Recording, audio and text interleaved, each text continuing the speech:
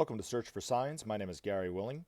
If this information interests you, please press the like and subscribe button and press the bell for notifications.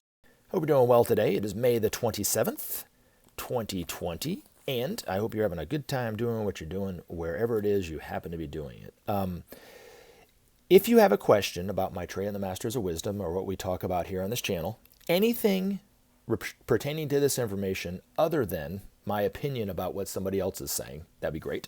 You can post your question anytime, day or night, as a comment in my most recent video, and I'll do my best to answer it in the next video if that helps.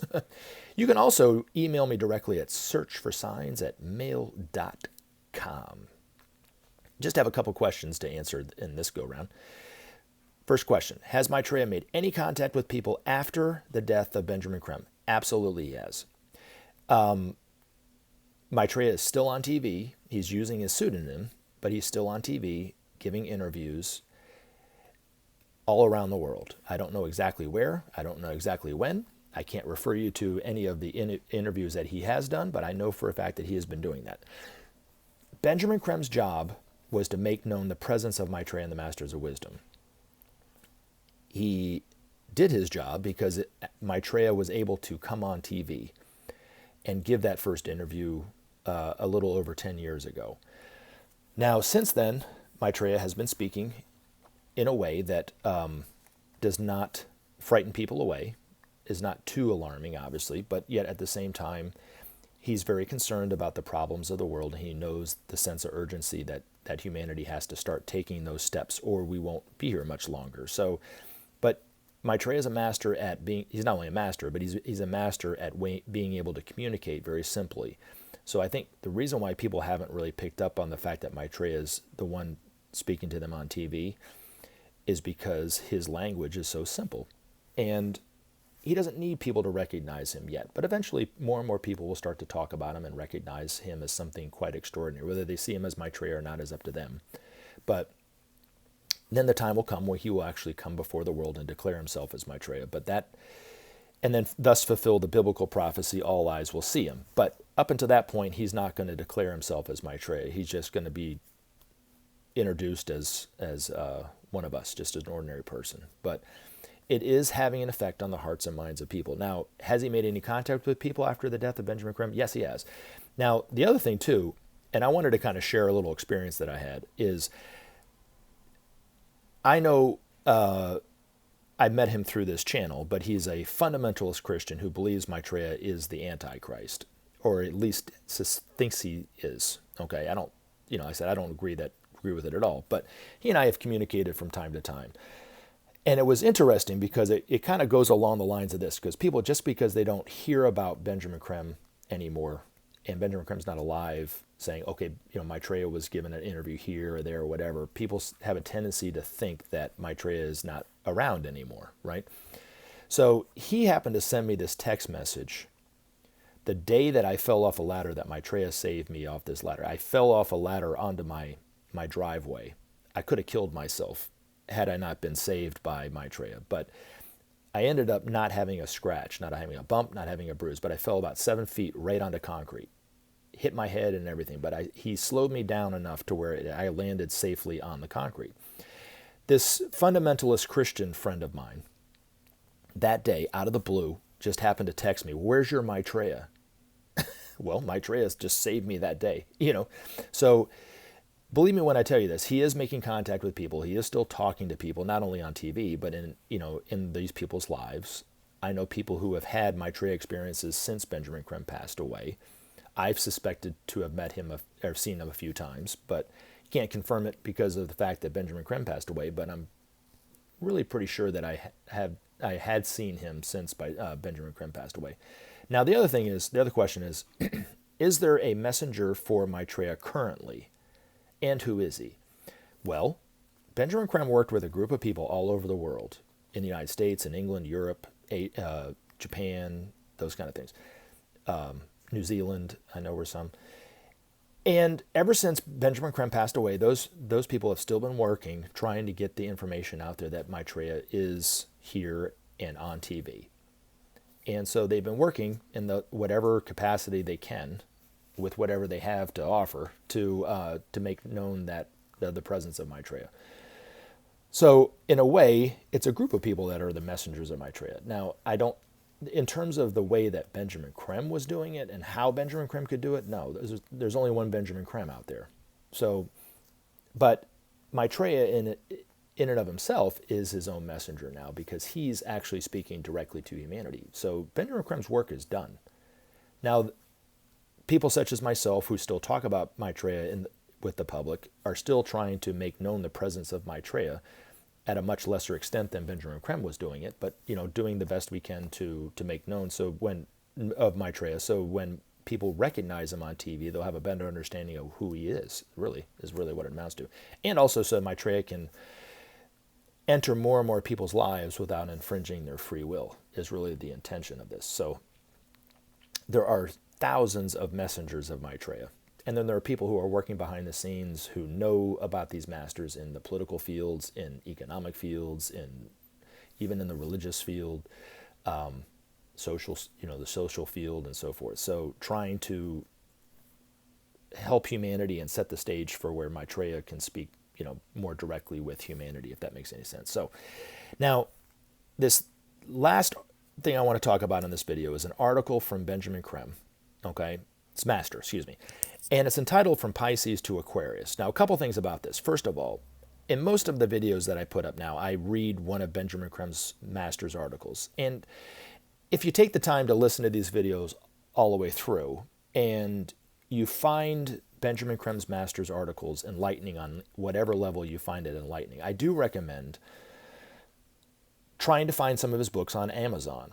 And the books that I'm reading from are A Master Speaks, Volume 1 and 2. And it is much better for you to read it yourself, experience the words yourself, than for me just to read it to you. But I know most people don't have A Master Speaks, and this is my way of getting the ideas of a master out there to people. But if you want to take it a step further, I definitely recommend it. And these articles were published 10 times a year in Share International magazine, and they pertain to all sorts of stuff. But this article is talking about the qualities of the energies of Pisces and how we're moving more into the energies of Aquarius. If you find yourself to be deeply religious and consider yourself to be a Christian, you might say to yourself, oh, this is just New Age mumbo jumbo, Pisces to Aquarius. But is it? Well, if you read your New Testament again, but look at it from a different angle, okay, the age-old symbol for Pisces is the fish. Well, the symbol for the fish is predominant throughout the entire New Testament. And the reason why that was in there and written in there the way that it was is because Jesus was the world teacher for the age of Pisces. Now, Jesus was not a master at the time that he was here 2,000 years ago. He was just a very advanced disciple.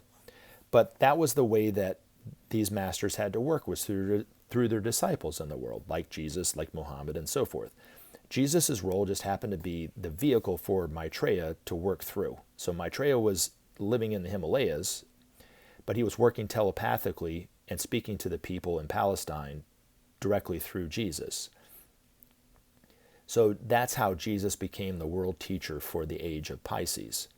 Now, it was set up to where Krishnamurti, if you're familiar with who he is, he was supposed to be the world teacher for the age of Aquarius, just the same way that Jesus was for the age of Pisces. But Maitreya made a last-minute decision to come back himself far earlier than originally anticipated, because humanity could destroy ourselves. And also the fact that World War II, the Allied powers beat the Axis powers, and it allowed him to be able to come back.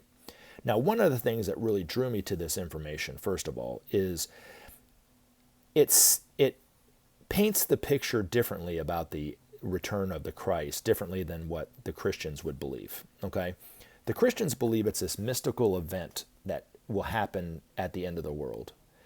Well, according to Benjamin Creme and the Ageless Wisdom teachings, it's not a mystical event. It's a scientific process over eons, really, is what the reappearance of the Christ. Because it took ages to get humanity ready to where Maitreya could come out openly in TV. Okay, the other thing too is Maitreya just couldn't, or the Christ just couldn't come back whenever he wanted to. Humanity had to be ready at a certain point and also had to show him that they were ready. And the ways that there were three ways that the humanity had to show Maitreya that we were ready. Okay, and this happened right after World War II. There had to be a measure of peace. It didn't have to be much, but there had to be a measure of peace established. The political houses, around the world had to start cleaning, or the political parties had to start cleaning house in various countries. And then the third thing was the principle of sharing had to start to at least govern the minds a little bit in the world leaders that were around. And so I'm sure the Marshall Plan allowed Maitreya to come back, because the Marshall Plan was set up by the United States, and it was the first time ever, won't be the last time, but it's the first time that humanity shared the resources with other countries. It didn't do it globally, and the masters are going to be advocating sharing on a global scale, but it was done on a regional scale. But it was enough to allow Maitreya and the Masters of Wisdom to try to come back and enter the world. And so Benjamin Creme's job from the 70s to when he passed away was to help set the stage, help create an awareness of Maitreya and these masters coming back. So when we look back on the work that Benjamin Creme does, we'll see what he did differently. And a lot of people who were against him will probably be, whoa, I shouldn't have said what I said about him. But anyway, that's all a part of the process. All right. So this article is entitled From Pisces to Aquarius. And again, like I said, if you're religious, just remember that the symbol of the fish is all throughout the New Testament. And also, there was a symbol of the Aquarius, which is the water carrier. So when Jesus told his disciples to follow the man carrying the bucket of water, or the container of water up the steps and thus prepare the feast, that was a very simple symbol for the now role of Maitreya as the world teacher for the age of Aquarius. So hopefully this helps. Within the present era, there are many things which must be preserved. For we must not forget that the age of Pisces, now fast fading into history, has bequeathed to us much of value and worth. Of course, the great quality of individuality can be cited as the glory of Pisces. But there are other gifts owed to the Piscean experience of the last 2,000 years. A new and more potent idealism has enriched the hearts and minds of millions, thus causing the birth and spread of the world's great religions with their essentially nourishing and civilizing thought. The urge to know, to travel, and to trade flourished as never before, and a new world literally appeared to men's astonished eyes. Inevitably, early trade became greedy exploration and annexation. Thus, as always, the empires grew and waxed rich and strong. Often the conquering heroes felt, wrongly, but sometimes rightly, that they had a civilizing and enlightening mission that the quote-unquote savages needed quote-unquote saving. And the gold and spices were not the real reason for their presence far from home. This was indeed so in many cases. The urge to know and to apply that knowledge is evident in the work of Leonardo da Vinci, whose scientific explorations have led to the advance of modern medicine and even to modern aircraft and space exploration. All of this and more results from the Piscean experience. If individuality was Pisces' greatest gift, today, as we enter the new age of Aquarius, the misuse of that same individuality has become man's greatest danger and threat. Throughout the world, powerful individuals, governments, and institutions hold millions in thrall. In these circumstances, men have become pawns held at ransom to the vagaries of the market. Institutions of all kinds, governments, banks, and corporations have reduced the shining individuality of their workers to passive obedience. Elsewhere, others starve and die in silence, or slave for a daily pittance, while the rich add riches to their unholy hoard. This divisive norm is driving men to the edge of destruction and presents them with a historic choice: to continue thus and end forever man's sojourn on planet Earth, or to change direction completely. Already the signs are there that men have seen the danger and throughout the world are awakening to a new dawn. The shining light of Aquarius is entering their hearts, and the cries of justice and freedom rise readily to their lips. This same justice, through sharing, will bring men out of their darkness and lift them onwards to their destined goal. Thus will it be. Remember to take action and help SOP save our planet. Thanks for listening, and we look forward to talking to you again in future videos.